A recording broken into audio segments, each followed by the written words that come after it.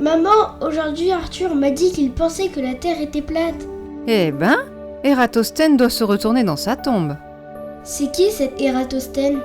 C'est un savant grec qui vivait à Alexandrie il y a plus de 2300 ans et qui avait réussi à mesurer la courbure de la Terre. Il a pu en déduire sa taille avec précision.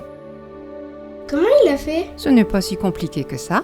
Il avait en charge la grande bibliothèque d'Alexandrie et avait certainement lu qu'à Sienne, qui s'appelle Assouan maintenant, au moment du solstice d'été, à midi solaire, le soleil se reflétait au fond d'un puits.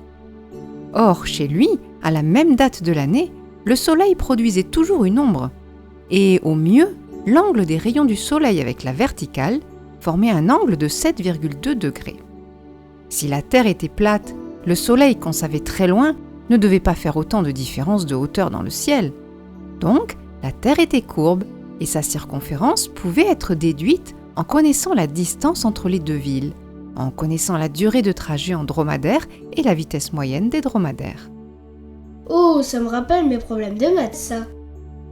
Les mathématiques servent à ça, mon trésor.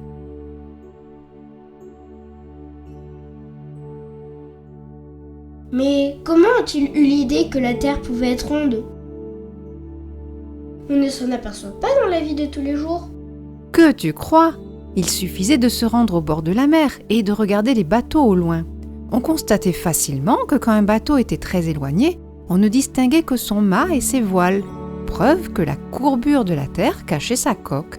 Quand il se rapprochait, par contre, on parvenait à voir tout ce qui devait dépasser des flots. Mince, c'est vrai, je vais le dire à Arthur. Tu peux aussi lui dire que la forme arrondie de la Terre se voit de manière flagrante lors d'une éclipse de lune. C'est quoi une éclipse de lune ? C'est quand le Soleil, la Terre et la Lune se retrouvent alignés. À ce moment-là, l'ombre de la Terre qui se projette sur la Lune a une forme bien arrondie. Si elle était plate, comme on l'imaginait il y a vraiment longtemps, l'ombre aurait dû avoir parfois une autre forme, quand l'alignement se faisait par côté. Je comprends. Si c'est tout le temps arrondi, c'est que c'est forcément une boule. On a même pu constater, en considérant son déplacement au devant des étoiles, que la Lune devait être au moins 3 fois plus petite que la Terre pour faire une telle ombre. Sans avoir besoin d'aller jusque là-bas ? Et puis, cette idée de Terre ronde semblait une évidence pour les élèves de l'école de Platon, car pour eux, la sphère était symbole d'harmonie et de perfection. Dans cet esprit d'harmonie, ils avaient imaginé que les astres du ciel qu'ils voyaient au nombre de 7 évoluer devant les étoiles étaient enchâssés dans des sphères imbriquées les unes dans les autres. Ils avaient imaginé que plus ils voyaient les astres se déplacer vite dans le ciel, et plus ils devaient être près de nous. Ils avaient donc placé dans l'ordre la Lune, Mercure, Vénus, le Soleil, Mars, Jupiter et Saturne. Et Uranus et Neptune ? Ils ne les connaissaient pas encore à l'époque. Il fallait un télescope pour les découvrir et les suivre dans leur déplacement au devant du ciel. C'est vrai qu'elles sont si loin du Soleil.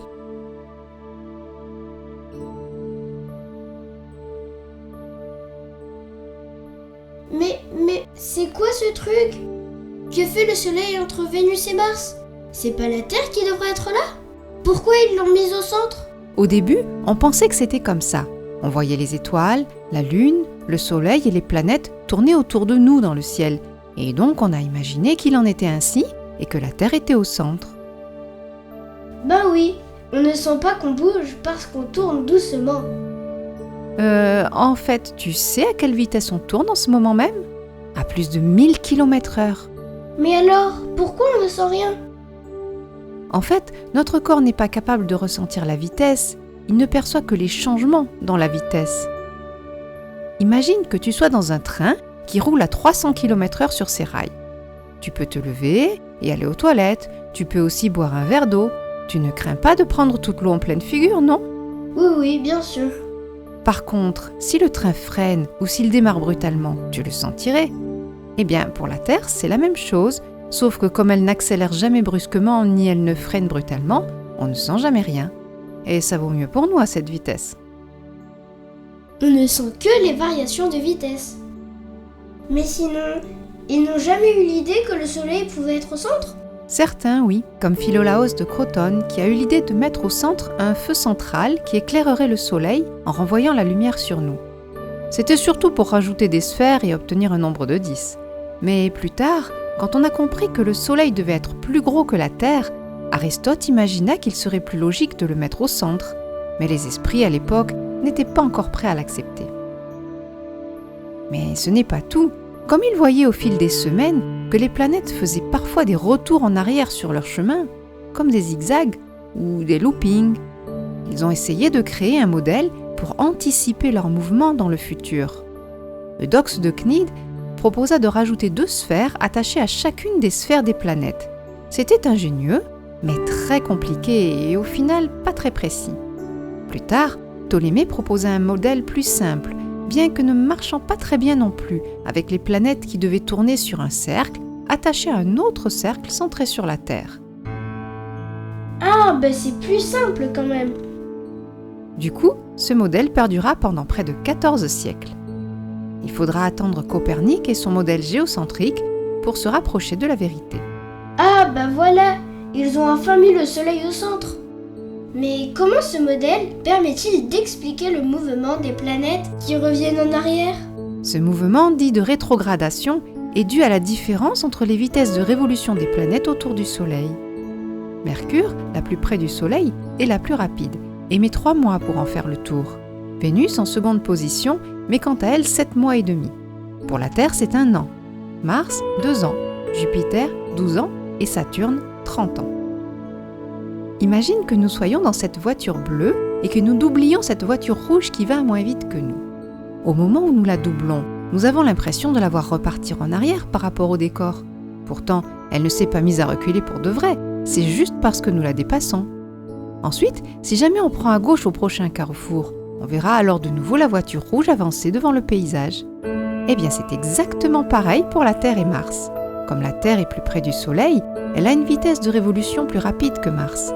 Et quand on la double, on la voit rebrousser chemin par rapport aux étoiles. J'ai compris. Et comme la Terre prend un virage plus serré que Mars, on la verra finalement reprendre son déplacement normal au devant des étoiles. Tout est relatif.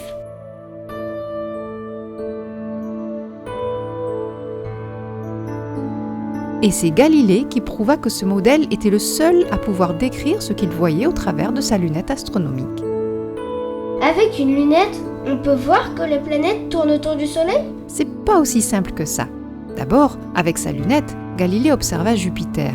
Il remarqua la présence de lunes en orbite autour de la planète. C'était bien la preuve que tout ne tournait pas autour de la Terre et que certains petits objets pouvaient tourner autour de plus gros qu'eux. Ensuite, il observa Vénus. Selon le modèle des épicycles, on devait voir la planète seulement autour de la position du Soleil et éclairée à contre-jour.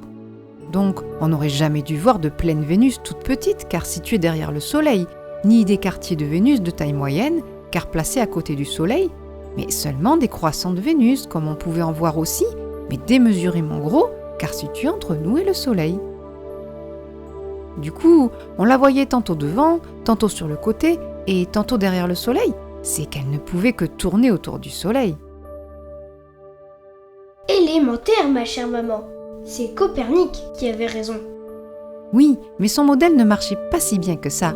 Du coup, on gardait encore le modèle des épicycles pour faire les calculs. Un peu plus tard, Tycho Brahe au Danemark, à qui on avait construit un observatoire, mesura très précisément le déplacement des planètes dans le ciel. Il était conscient que les épicycles étaient une erreur, mais il ne pouvait pas s'empêcher de penser que le Soleil tournait quand même autour de la Terre. Il imagina un système dans lequel toutes les planètes tournaient autour du Soleil, mais pas la Terre, qui, elle, faisait tourner le Soleil et son cortège de planètes autour de lui. Quelle drôle d'idée! Il faudra attendre Johannes Kepler, qui utilisa les observations de Mars par Tycho Brahe, pour comprendre la forme de son orbite et déterminer que son mouvement correspondait à une ellipse, à un ovale particulier, et que le Soleil occupait un des foyers. Son génie fut de dire que si c'était le cas pour Mars, ça devait l'être aussi pour les autres planètes. C'est le cas pour les autres aussi ? Oui, la Terre décrit presque un cercle, mais Mars s'en écarte pas mal. Il y a aussi Mercure qui est comme ça. Regarde-la tourner autour du Soleil. Que remarques-tu ? Oui, son mouvement n'est pas bien centré sur le Soleil. Et on dirait qu'elle ne va pas toujours à la même vitesse. Regarde, Quand elle est plus près du soleil, elle accélère. Et quand elle est plus loin, elle ralentit. Bien vu, c'est ce qu'on appelle la deuxième loi de Kepler. La première décrivait la forme de l'orbite des planètes. Et il en a même trouvé une troisième qui relie le temps que les planètes mettent pour faire le tour du Soleil et la taille de leur orbite. Une découverte primordiale qui reliait toutes les planètes les unes aux autres par cette formule. En connaissant juste une des distances au Soleil, on pouvait alors déduire toute la taille de notre système solaire. Et il connaissait la distance de la Terre au Soleil? Comme tu as vu, il savait que la Lune était 3 fois plus petite que la Terre. Du coup, en voyant de quelle grosseur on la voyait dans le ciel, on connaissait sa distance. Et en mesurant le temps que mettait la Lune pour passer de la nouvelle Lune au premier quartier, grâce au triangle rectangle que cela forme, ils en avaient une estimation, mais c'était pas assez précis. Du coup, ils voulaient une méthode qui donnait précisément le résultat sans cumuler trop d'approximations. C'est grâce au théorème de Thalès et le passage de Vénus devant le Soleil qu'ils pensaient s'en sortir. Encore des maths! Oui, en effet, imagine 2 observateurs qui décident de mesurer le passage de Vénus devant le disque solaire. Il faut des protections pour ne pas perdre la vue en regardant le Soleil. Tu as raison, et ils en avaient prévu. Mais ils avaient aussi prévu de se placer au plus loin les uns des autres sur Terre pour améliorer la qualité de leurs mesures. En effet, comme ça, les observateurs pouvaient mesurer que le passage de Vénus ne se faisait pas au même endroit devant le disque du Soleil. En mesurant précisément le temps de passage, on pouvait savoir exactement à quel endroit du disque solaire la planète était passée. Et comme ça, ils purent estimer la distance de la Terre au Soleil grâce à des considérations géométriques relativement simples.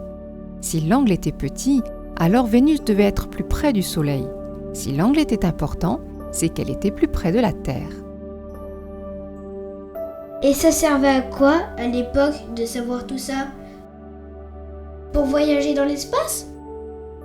Non, pas si tôt. Cela permettait de connaître plus précisément la position des astres dans le futur. Oui, pour connaître son horoscope à l'avance.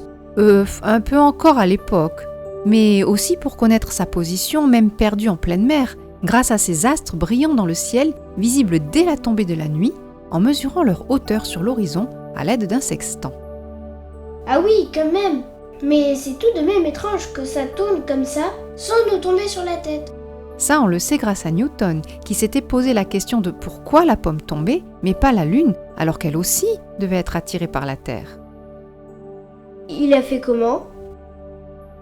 Il a considéré que la Lune devait bel et bien tomber, mais que sa vitesse fait qu'elle rate la Terre à chaque fois. Bon, il ne me reste plus qu'à dire à Arthur qu'il raconte n'importe quoi. Tu te souviendras de tout ce que je t'ai expliqué? Pas besoin. J'y dirais que ce serait trop nul si toutes les planètes étaient des boules, sauf la Terre. Oui, ça marche aussi.